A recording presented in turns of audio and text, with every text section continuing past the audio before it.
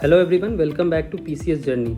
आज हम लोग देखते हैं जनरल स्टडीज़ पेपर 2 को, जो आज ही एग्ज़ाम हुआ है बीपीएससी के द्वारा। 69 बीपीएससी मेंस में जो पेपर होता है हमारा जनरल स्टडीज़ पेपर 2, उसका क्वेश्चन देखते हैं कि किस तरह के प्रश्न पूछे गए थे और उसके क्या आंसर हो सकते थे और किस तरह हमारा पेपर में डेविएशन देखने को मिल रहा है। 68th ऑनवर्ड के बाद ही पेपर में बहुत सारे शिफ्ट देखने को मिले हैं और वही पैटर्न को फिर से फॉलो किया गया है और इसी तरह के पैटर्न अभी आगे आने वाले 4-5 साल तक फॉलो किया जाएगा।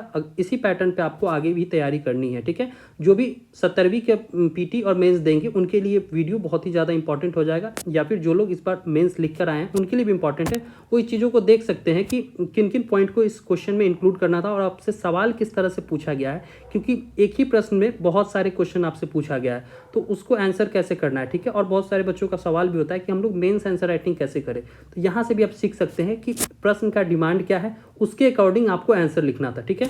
क्योंकि जैसे कि कोई टॉपिक है तो ऐसा नहीं कि आपको उसके बारे में क्या पता है, वो वहाँ पे आंसर करके नहीं आना था।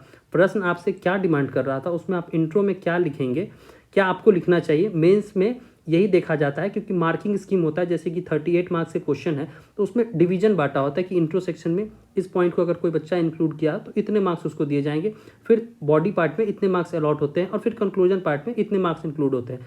तो डिवीजन बेस्ड चेकिंग होता है, अलग अलग सेक्शन के लिए अलग अलग सेगमेंट के बेसिस पे मार्क्स दिए जाते हैं। तो जितने भी 70वीं के हमारे बीपीएससी के स्टूडेंट हैं उनके लिए वीडियो काफ़ी लाभदायक होगा। वो इस चीज़ को एनालाइज कर सकते हैं, एज ए फ्रेमवर्क इसको देख सकते हैं कि किस तरह के प्रश्न पूछे गए थे, ठीक है। तो डिस्कस करते हैं कि आज किस तरह का पेपर आया था हम लोगों के लिए और क्या ये पेपर हार्ड था या फिर मॉडरेट लेवल था, उसको डिस्कस करते हैं, ठीक है। देखते हैं जीएस 2 में किस तरह के प्रश्न पूछे गए थे।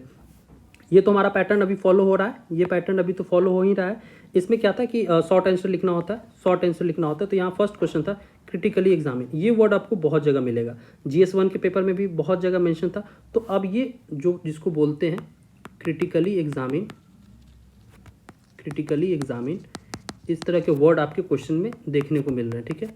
Evaluate, evaluate, critically examine, evaluate, explain, ये सब कीवर्ड्स है। इस हर एक वर्ड का अलग मीनिंग होता है, ठीक है। तो आपको इसके अकॉर्डिंग आंसर करना। अगर कहीं इवेलुएट कर रहा है तो उसको उसका आंसर आपका डिफरेंट होगा, थीम वही होगा बट आंसर डिफरेंट होगा, लिखने का तरीका डिफरेंट होगा। क्रिटिकली एग्जामिन कर रहा है तो उसमें आपका आंसर का डायमेंशन बदल जाएगा, और एक्सप्लेन पूछ रहा है तो उसमें आपको आंसर दूसरे तरीके से करना है। और कभी कभी आपसे डिस्कस पूछ लेता है कि इस क्वेश्चन को आप डिस्कस करो, ठीक है। तो ये आपका इस तरह के क्वेश्चन आपको बहुत देखने को मिले, ठीक है।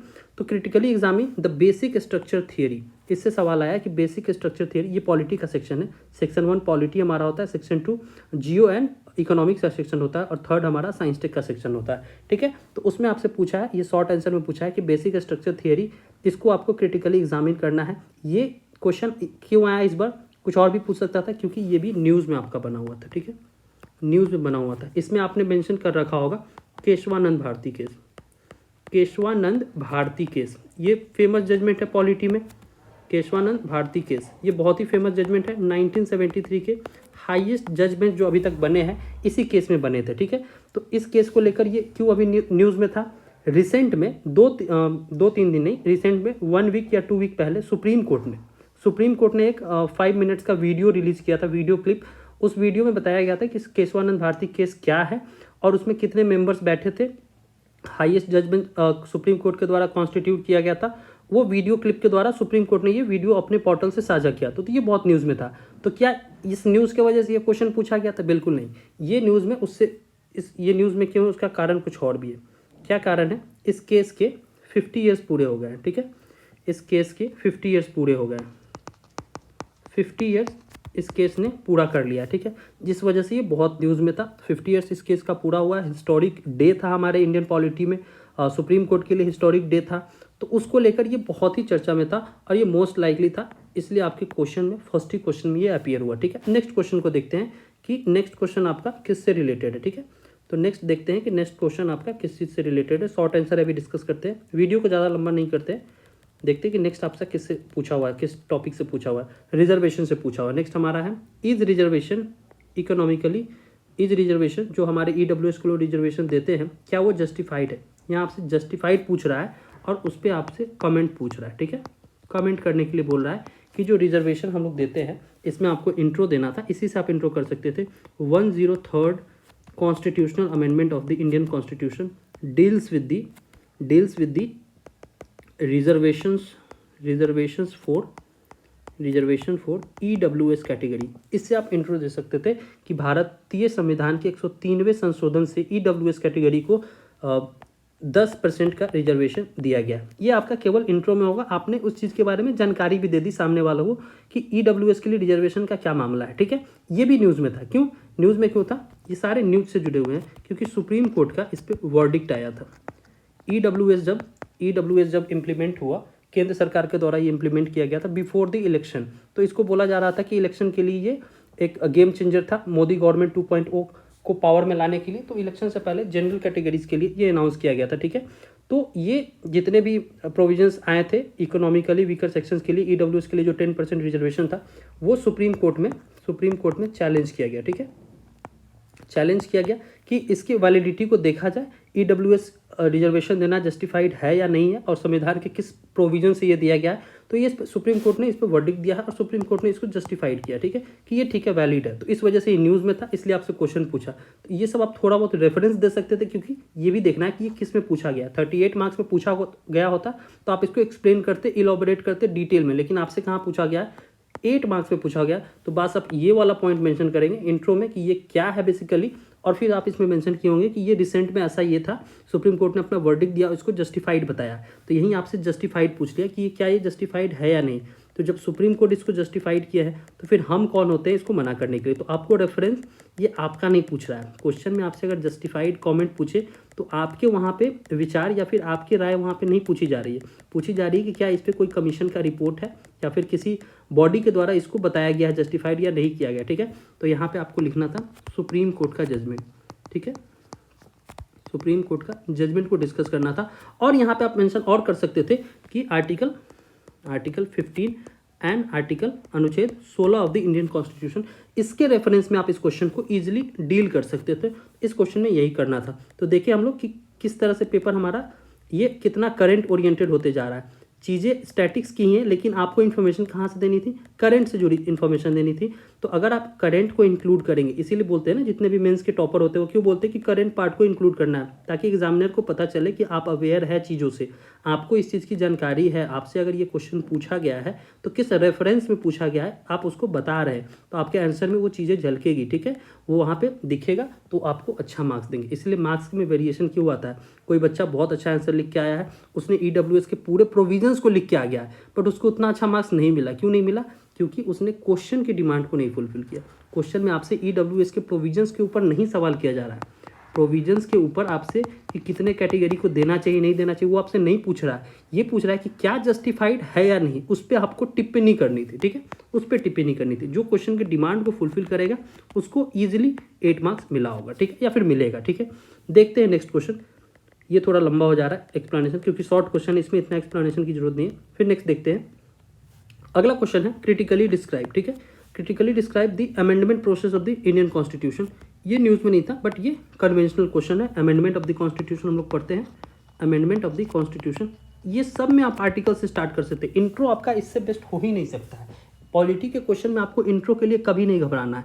इंट्रो पार्ट आपका रेडी है, इंट्रो पार्ट आपका हमेशा रेडी है। कोई भी टॉपिक आप उसके आर्टिकल से याद करके लिख दीजिए कि article 368 of the Indian constitution, 368 of the Indian constitution mentions about the amendment procedures of the Indian constitution, ठीक है। हम लोग भारत के संविधान में जो संशोधन करते हैं उसकी प्रक्रिया कहाँ पे मेंशन है, अनुच्छेद 368 में मेंशन है। यहाँ से आप इसका इंट्रो कर सकते थे और इसको क्रिटिकली डिस्क्राइब करना था अमेंडमेंट प्रोसीजर का, क्योंकि अमेंडमेंट का बहुत सारा तरीका है, अमेंडमेंट का प्रोसीजर अलग अलग है, 368 में अलग है। और आप यहाँ पे ये भी मेंशन कर सकते थे, ये पूछ रहा है क्या, भारतीय संविधान की संशोधन प्रक्रिया का।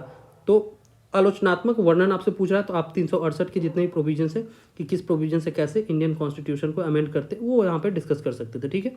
नेक्स्ट क्वेश्चन हमारा है प्रीएम्बल के ऊपर। प्रीएम्बल के ऊपर क्या क्वेश्चन है, explain how preamble of the Indian constitution provide a blueprint about the goals of the constitution. ये आपसे क्या पूछ रहा है, सवाल वही है, प्रीएम्बल ही आपको अगर याद होगा, प्रीएम्बल सबको याद करना चाहिए क्योंकि आप जब भी एनसीईआरटी पढ़ते हो तो प्रीएम्बल उसमें ऊपर में ही लिखा रहता है प्रीएम्बल, ठीक है। उसमें प्रीएम्बल यहाँ देखते हैं, प्रीएम्बल उसमें ऊपर ही लिखा रहता है। हर एनसीईआरटी के बुक में आपको प्रीएम्बल और आपको फंडामेंटल ड्यूटीज़ के बारे में बताया जाता है। तो प्रीएम्बल सबको याद रखना चाहिए। प्रीएम्बल में कुछ कीवर्ड्स है जो आप याद किए होंगे, ठीक है। जितने भी लोग प्रिपेयर कर रहे हैं वो कीवर्ड्स याद करते हैं। जस्टिस के ऊपर, जस्टिस के ऊपर, पॉलिटी के ऊपर, राइट्स के ऊपर, राइट्स के ऊपर, ड्यूटीज़ के ऊपर। हमारा इंडियन स्टेट कैसा है? सोशल, सेकुलर, डेमोक्रेटिक, रिपब्लिक, ये सब कीवर्ड्स थे। तो यही तो बता रहा है ना, ये सारे कीवर्ड्स को ही तो यहाँ पे डिस्क्राइब करना था। इस चीज़ में वही तो आपको मेंशन करके आना था कि explain how preamble of the Indian constitution provides a blueprint about the goals of the constitution. पूरी कॉन्स्टिट्यूशन का सारांश ही तो हमारा प्रीएम्बल है। इसको स्टार्ट कर सकते थे आप इसके कीवर्ड से। एक इसका जो कोट है बी आर अम्बेडकर का कि प्रीएम्बल इज अ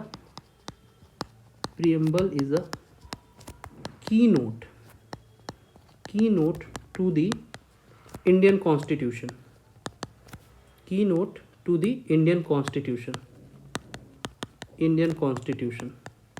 ये आप बी आर अम्बेडकर का कोट से आप इसको इंट्रो कर सकते थे और बता सकते थे कि हाँ ये कुछ प्रोविजंस है, कुछ वर्ड्स जो हमारे प्रीएम्बल में मेंशन है वो हमारे पूरे कॉन्स्टिट्यूशन को दर्शाता है। इसी के बेसिस पे हमारे संविधान का निर्माण हुआ था, इसी के बेसिस पे। और ये भी बता सकते थे ये हमारा जो जवाहरलाल नेहरू के द्वारा जो रिजोल्यूशन पास हुआ था, जो उन्होंने रिजोल्यूशन किया पहले पास किया था बिफोर प्रीएम्बल, उसमें प्रीएम्बल नहीं बना था, तो उसमें उन्होंने अनाउंस किया था ये सारे वर्ड्स को, ठीक है। तो उस वर्ड में हम बता सकते हैं कि जस्टिस की बात प्रीएम्बल में कही गई है, उसमें राइट्स की बात कही गई है, ठीक है।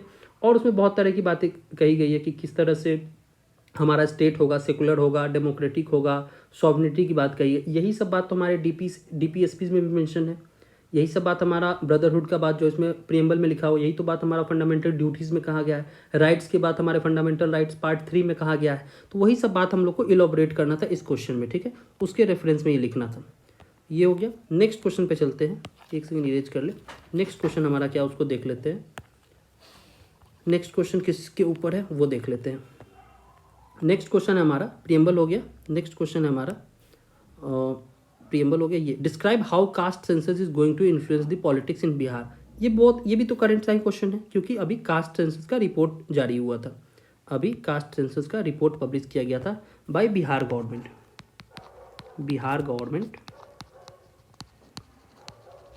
ऑन, ये बहुत फेमस डेट है, ये सबको याद होगा, ये आपको इंट्रो में लिखना था। ऑन 2 अक्टूबर 2023 इस डेट को बिहार गवर्नमेंट ने कास्ट सेंसस नहीं सर्वे, ये बहुत ध्यान देना था क्योंकि सेंसस और सर्वे में हमको कन्फ्यूजन होता है। तो ये सेंसस नहीं था क्योंकि सेंसस स्टेट नहीं करा सकती, ठीक है, वो सेंटर के अधीन आता है। तो कास्ट सर्वे इसको पब्लिश किया, इसके रिपोर्ट को पब्लिश किया है बिहार गवर्नमेंट ने 2 October on the eve of Gandhi Jayanti 2023 को। तो उसके रेफरेंस में आप इसको इंट्रो दे सकते थे और सीधे बॉडी पे जंप करते कि how caste census is going to influence the politics of Bihar. कैसे इन्फ्लुएंस करेगा?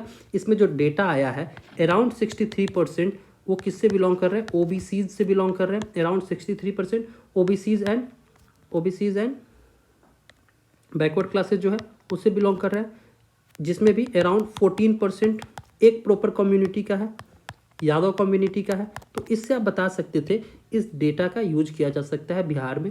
जैसे कि अभी सुप्रीम कोर्ट ने आदेश दिया है कि कल ही परसों का ये जजमेंट है, आप थोड़ा सा अवेयर होंगे पेपर से तो मेंशन कर सकते थे। सुप्रीम कोर्ट ने बिहार गवर्नमेंट को बोला है कि जो भी डेटा इसके रिगार्डिंग है उसको पूरी तरीके से पब्लिक डोमेन में रखने के लिए कोर्ट ने इस चीज़ को मांगा है, ठीक है। तो आप इसको बता सकते थे किस तरह की ये डेटा है उसको पॉलिटिशियंस टारगेट कर सकते हैं। क्यों? कास्ट बेस्ड बेनिफिट्स उठाने के लिए, क्योंकि प्रॉपर जो स्कीम्स होंगे इन्हीं के लिए बनाए जाएंगे, क्योंकि यहाँ से उनको क्या मिलेगा? Vote share. यहाँ से उनका वोट शेयर मिलेगा पॉलिटिशियंस को, ठीक है। तो ये बायसनेस को प्रमोट कर सकता है, बायसनेस को प्रमोट कर सकता है। इससे बेनिफिट्स भी होंगे। बेनिफिट्स में क्या बताएंगे? बेनिफिट्स भी होंगे जैसे कि कोई एक पर्टिकुलर कास्ट जो एक्सट्रीम बैकवर्ड है उसके लिए प्रोविजंस डेवलप किए जा सकते हैं, उसके लिए नए स्कीम्स लाए जा सकते हैं, ठीक है। तो ये कास्ट पॉलिटिक्स को कैसे, ये पूछ रहा है कि आपसे कि how it is going to influence the politics of Bihar. तो बिल्कुल इस डेटा का यूज किया जा सकता है फॉर द इलेक्टोरल बेनिफिट। इस टर्म को आपको लिखना था, इलेक्टोरल गेन या फिर बेनिफिट। इस तरह इस टर्म को आप अपने आंसर में यूज़ किए होंगे तो आपको बहुत अच्छा मार्क्स मिलेगा, ठीक है। तो उसके लिए इसका यूज किया जा सकता है। नेक्स्ट क्वेश्चन को देखते हैं कि किस तरह के क्वेश्चन पूछे गए थे। नेक्स्ट क्वेश्चन पे मैं डिस्कस कर लेता हूँ, ज़्यादा टाइम नहीं लेता हूँ इस चीज़ के लिए क्योंकि बहुत लंबा डिस्कशन नहीं करना है। देखना है कि किस तरह क्वेश्चन पूछा गया था, इसमें क्वेश्चन को भी देखना और आंसर उसके क्या हो सकते थे। दूसरा लॉन्ग आंसर में हमारा है, लॉन्ग आंसर में 38 मार्क्स का क्वेश्चन है, इसमें चीज़ों को आपको अच्छे से डिटेल में इंक्लूड करना था, ठीक है। तो क्या क्वेश्चन है देख लेते हैं, एक सेकेंड। क्वेश्चन है आपका दूसरा क्वेश्चन है, क्वेश्चन पूछ रहा है discuss the institutional relationship between the president and the prime minister as per the Indian constitutional text, discuss their changing role in the present context. Question क्या है समझिए, आपसे पूछ रहा है भारतीय संवैधानिक पाठ के अनुसार जो कॉन्स्टिट्यूशन में राष्ट्रपति और प्रधानमंत्री के बीच के जो रिलेशंस है, ठीक है, जो संबंध है, उस पर आपको जो कॉन्स्टिट्यूशन में बात कही गई वो डिस्कस करना है पहले, ठीक है। फिर आपके आंसर में ये नेक्स्ट आपके आंसर में काउंटर आना चाहिए कि अभी प्रेजेंट में क्या हो रहा है, ठीक है, प्रेजेंट में ये रोल कैसे चेंज हो रहा है, ठीक है। Changing role of president and prime minister, ठीक है। जो कॉन्स्टिट्यूशन में मेंशन है वो तो आपको डिस्कस करना ही है, और चेंजिंग रोल इनका प्रेजेंट में कैसे है वो विद द एग्जांपल आपको डिस्कस करना था। इसी का ये और पार्ट है। और पार्ट में आपसे क्या क्वेश्चन था, इंडियन फेडरलिज्म, फेडरल स्ट्रक्चर तो हमेशा करके जाना चाहिए। अगर कुछ पॉलिटी का नहीं कर रहे तो आप फेडरल स्ट्रक्चर को केवल कर लीजिए, क्योंकि हर साल आपके मेंस में एक फेडरलिज्म से क्वेश्चन पूछेगा ही पूछेगा। उसका थीम वही रहेगा, बस थोड़ा सा डायमेंशन अलग हो जाएगा, ठीक है। तो फेडरल स्कीम के ऊपर क्वेश्चन आपके हर साल देखने को मिलते हैं, किसी एक फॉर्म में या दूसरे वे में मिल जाता है, ठीक है। तो Indian federalism is fundamentally rooted in two simultaneous pursuits of nation rule and embrace of state-based cultural diversity and commitment to the larger Indian political community. Examine critically the nature of Indian model of federalism in the light of statement, ठीक है।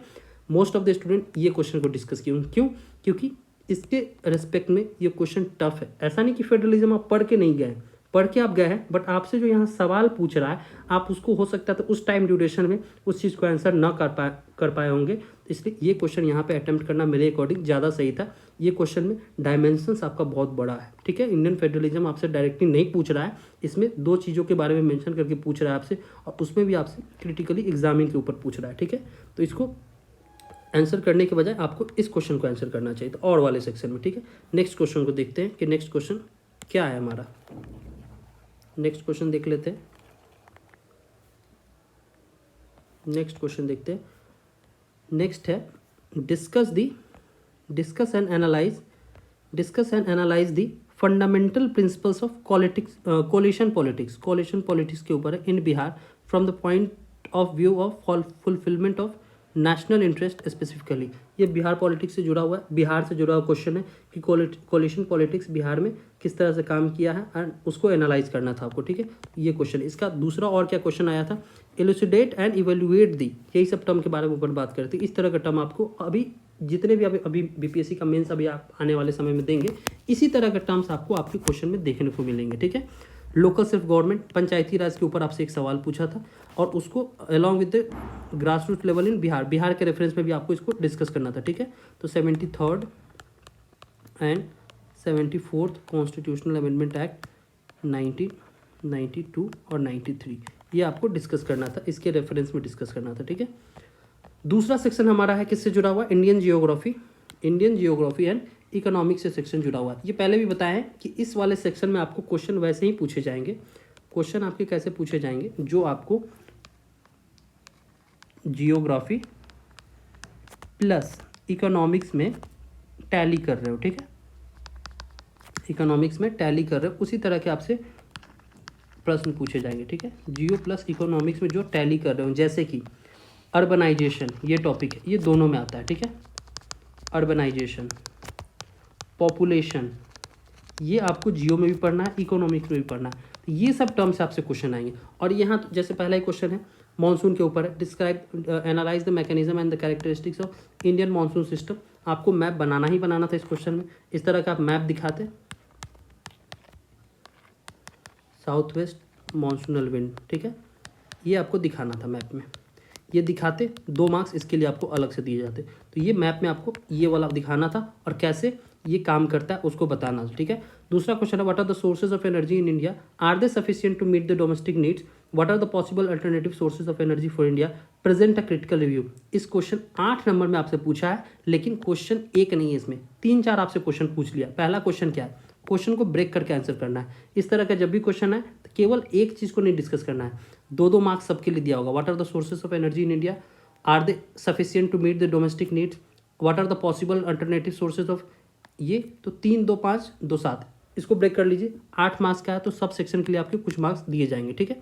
तो ये इस तरह के question पूछे, आपको हर एक पार्ट्स को डिस्कस करके आना पड़ेगा, ठीक है, नहीं तो मार्क्स फिर नहीं मिलेगा। हर एक पार्ट को आप डिस्कस करेंगे फिर ही मार्क्स दिया जाएगा। What are the sources of energy in India, आपको सोर्सेज डिस्कस करने थे, thermal sources, hydro electric sources, फिर आप सोलर, न्यूक्लियर, फिर कोल बेस्ड या फिर फ्यूल, ये सब सोर्सेज ऑफ एनर्जी है, ठीक है, ये सब सोर्सेज ऑफ एनर्जी है। इसको आपको दर्शाना था, आप सीक्वेंस में भी बता सकते थे कि किसका सबसे ज़्यादा है, जैसे कि हम लोग कोल बेस्ड फ्यूल ये ज़्यादा करते हैं, ठीक है, तो वो आप दिखा सकते थे, मैक्सिमम शेयर इसका है, लेकिन हमको किसको प्रमोट करना है, ये सोलर को हमको प्रमोट करना है, ठीक है। तो आप बता सकते थे सोर्सेस ऑफ एनर्जी क्या क्या है, वो बता सकते थे। Are they sufficient to meet the domestic need, नहीं, बिल्कुल नहीं, वो सफिशिएंट नहीं है। For that purpose we are importing, India is the net importer of fuel energy हम लोग इंपोर्ट करते हैं for the purpose of energy, ठीक है। What are the possible alternative sources of energy for India, आप इसमें पॉसिबिलिटीज़ में discuss कर सकते थे। हाइड्रोजन, आपसे ये जानना चाह रहा है, ठीक है, हाइड्रोजन फ्यूल के ऊपर या फिर हाइड्रोजन एनर्जी के ऊपर, ठीक है, हाइड्रोजन एनर्जी के ऊपर ये आपसे एग्जामिनर जानना चाह रहा है, ठीक है।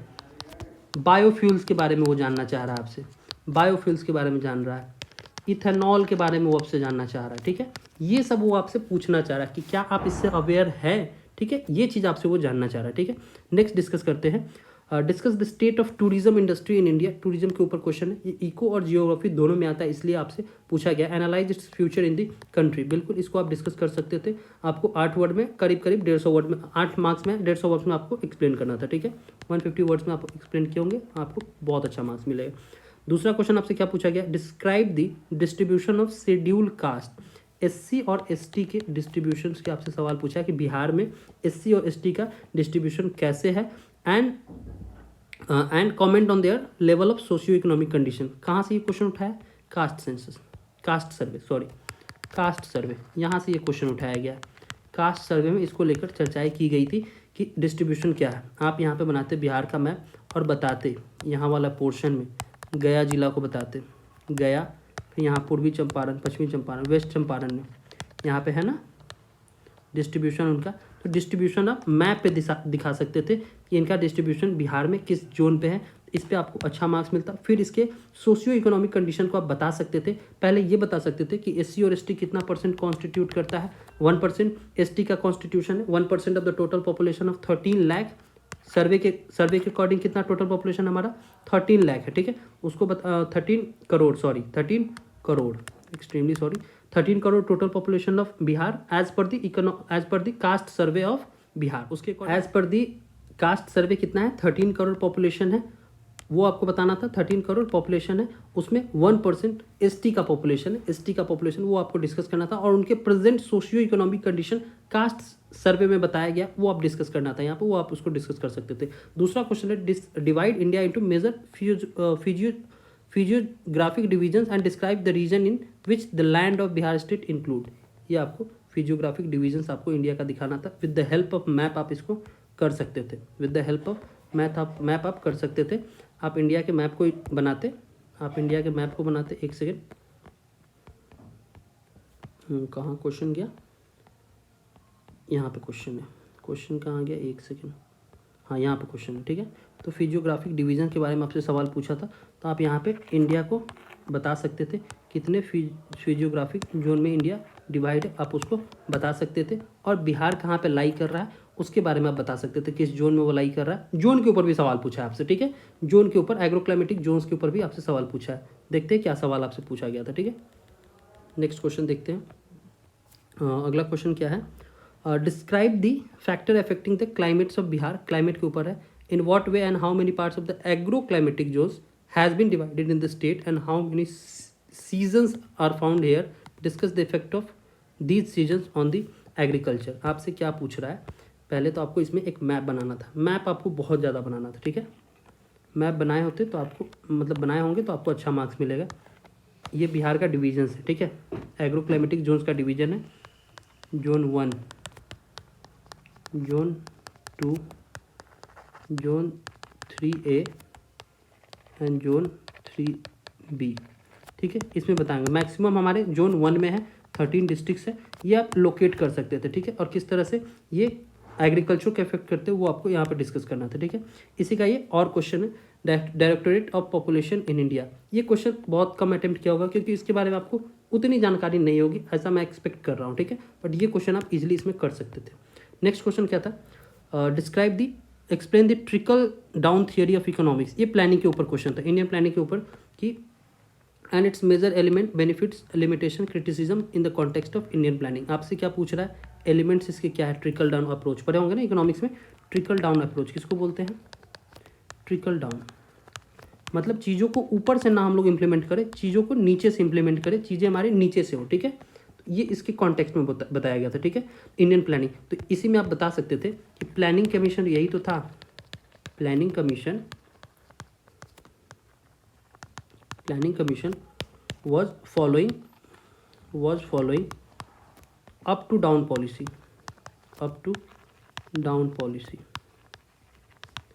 On the contrary to this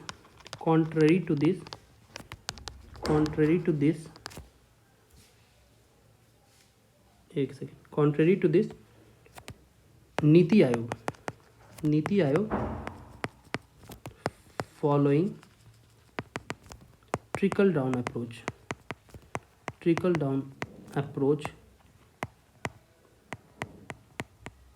for the development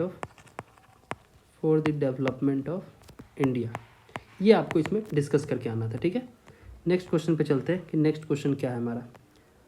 next question हमारा मानसून सिस्टम से, मानसून से 2 क्वेश्चन आया था. Describe monsoon system in India and its nature, types, climate change, distribution, synonyms and jet stream, west jet stream and feasibility. ये बहुत सारा question आपसे पूछ लिया. मानसून कैसे है, क्या है, क्लाइमेट चेंज कैसे है, जेट स्ट्रीम के बारे में पूछ लिया कि कैसे जेट स्ट्रीम का ओरिजिन है, ठीक है. फिर कैसे वो इफेक्ट करता है मानसून. ये सारे सवाल आपसे पूछ लिए. तो मानसून तो मोस्ट प्रेडिक्टेबल है, ज्योग्राफी कर रहे हैं तो मानसून से एक सवाल आएगा ही आएगा क्योंकि ज्योग्राफी का एक मेजर फिनोमिना ही मानसून है. क्योंकि इंडियन मानसून हम लोग पढ़ते हैं, इंडियन मानसून पे ही सारी चीज़ें जुड़ी हुई है. क्योंकि इंडियन मानसून से हमारा एग्रीकल्चर बहुत ज़्यादा इफेक्ट होता है. और एग्रीकल्चर आपका एक टॉपिक है, किसमें, एग्रीकल्चर एक टॉपिक आपका जियोग्राफी में भी है और इकोनॉमिक्स में भी है, ठीक है. उसके ऊपर सवाल है, ठीक है. थर्ड सेक्शन हमारा किसको है, साइंस एंड टेक से related. Third section science tech में किस तरह के प्रश्न पूछेंगे देखते हैं. शॉर्ट क्वेश्चन में क्या क्या आपसे पूछा गया है. शॉर्ट क्वेश्चन में आपसे क्या पूछा गया, what is the role of computer in modern society. What is the role of the computer. Easily आप बता सकते थे कि कंप्यूटर का क्या रोल है मॉडर्न सोसाइटी में. विद द सुटेबल एग्जांपल्स आपको डिस्कस करना था. एग्जांपल देकर the relationship between technology and the social development. Social development और टेक्नोलॉजी के बीच का क्या रिलेशन है, आप उसको एग्जाम्पल से बता सकते थे, ठीक है. ये आपसे क्वेश्चन था. नेक्स्ट आपसे क्या क्वेश्चन था, डिस्कस द रोल. ये शॉर्ट क्वेश्चन है ना, तो इसमें discuss the role of science and technology in the industrial development of Bihar. Bihar के इंडस्ट्रियल डेवलपमेंट में साइंस एंड टेक्नोलॉजी का, विज्ञान और प्रौद्योगिकी का क्या भूमिका है, उसको आपको डिस्कस करना था. Discuss the modern technology help in during the corona. इसको आप अच्छे से डिस्कस कर सकते थे क्योंकि इसमें नोबेल प्राइज का आप इस बार का एग्जांपल दे सकते थे. करंट से इसको रिलेट कर सकते थे. नोबेल प्राइज फॉर मेडिसिन किसको दिया गया है, मेडिसिन. उसमें आप बता सकते थे कि कोविड के वैक्सीन के लिए mRNA टेक्नोलॉजी के इन्वेंशन के लिए 2 पर्सन को नोबेल प्राइज़ दिया गया था, जिसके बेसिस पे ही हम लोग क्या बनाए, कोरोना का वैक्सीन बनाए, ठीक है. वैक्सीन्स फॉर कोरोना जो ह्यूमन काइंड को बेनिफिट पहुंचा रही है, ह्यूमन काइंड. ये आप बता सकते थे करंट से रिलेट करके, ठीक है. Write a short note on the role of technology in sustainable development.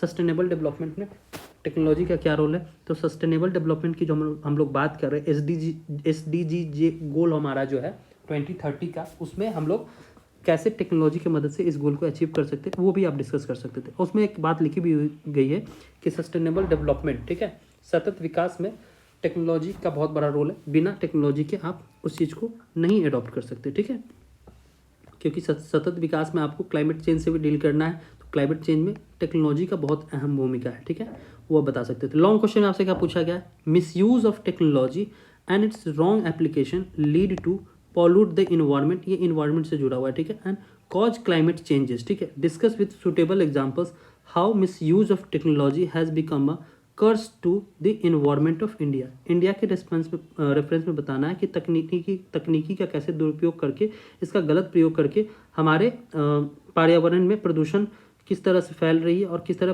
पर्यावरण को हार्म पहुंचा रही है, ठीक है।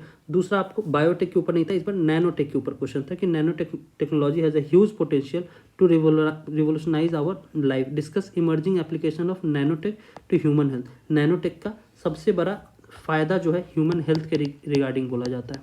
ह्यूमन हेल्थ कैसे, जो अभी बहुत सारे एलिमेंट्स बनाए गए हैं, एलिमेंट जो deeper parts of the organs आपके जाके वहाँ पे ऑपरेट कर सकते हैं, जहाँ पे ह्यूमन को वहाँ पे नहीं अप्रोच कर सकते, ह्यूमन के कैपेबिलिटी में नहीं है कि वहाँ पे ऑपरेट कर सके। वहाँ पे हम लोग नैनोटेक की मदद से वहाँ पे पहुँच सकते हैं और किसी पार्ट्स में जो बॉडी का हमारा अफेक्टेड है वहाँ पे हम लोग साइंटिस्ट हमारे बाहर से जो हमारे डॉक्टर्स है वो ऑपरेट कर सकते हैं। तो नैनोटेक का बहुत ही बड़ा योगदान है ह्यूमन हेल्थ के फील्ड में, वही आपको वहाँ पे डिस्कस करना था। तो 2 क्वेश्चन आपके लॉन्ग फॉर्म में थे, ठीक है। तो ये आपका टोटल प्रश्न था, यही आपसे सवाल पूछे गए थे बीपीएससी जनरल स्टडीज़ पेपर 2 में, जिसका अभी हम लोगों ने डिस्कशन किया। Thank you so much.